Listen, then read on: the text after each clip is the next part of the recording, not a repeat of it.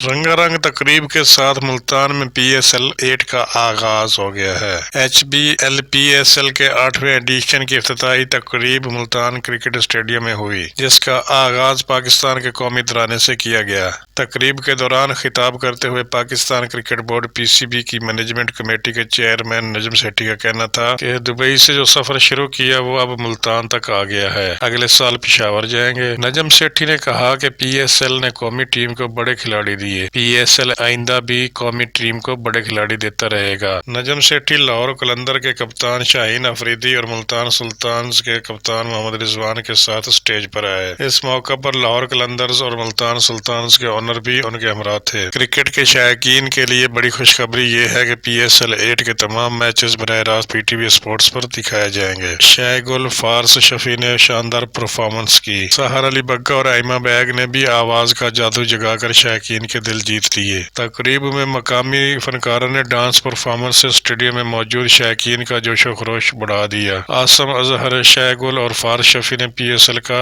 Anthem پیش کیا۔ H B L P S L 8 کے مرکزی اسپانسر کے سی ای او محمد اورنگزیب نے مختصر خطاب کیا۔ تقریب کے آخر میں دلکش آتش بازی نے ماحول چکا چوند